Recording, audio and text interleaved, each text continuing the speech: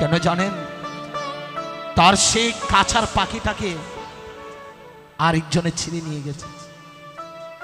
আজকে আমার রবিনের সকালবেলা যখন ওর বাসায় এসেছে, ওর মেয়ে যখন ওকে কোলে যাচ্ছে, কষ্ট করে মেয়েটাকে পড়াতে দিয়ে পাঠাচ্ছে, তখন শুতে ওখানে একটু মাথা বিছনার মধ্যে দিয়ে চিন্তা করলাম, বাবারা হচ্ছে জগতের মধ্যে সবচেয়ে বড় ত্যাগী।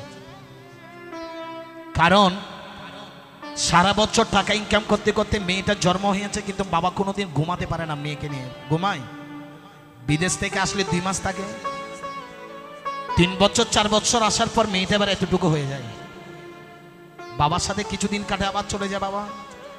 এবার 4 বছর 5 বছর পরে যখন আসে মেয়ে তখন উপযুক্ত হয়ে যায়, বাবার সাথে আর ঘুমায় না।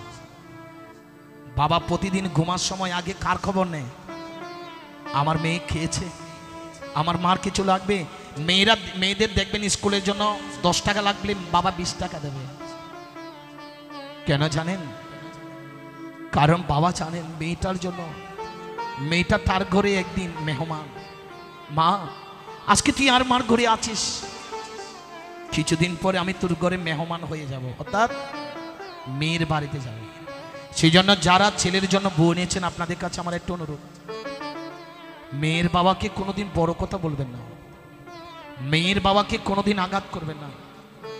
কারণ উনি যেদিন মেয়ে আপনার হাতে তুলে দিয়েছেন, তিনি আপনার কাছে কত যে নত হয়ে গেছেন, তিনি ছাড়া কে বলতে পারেন।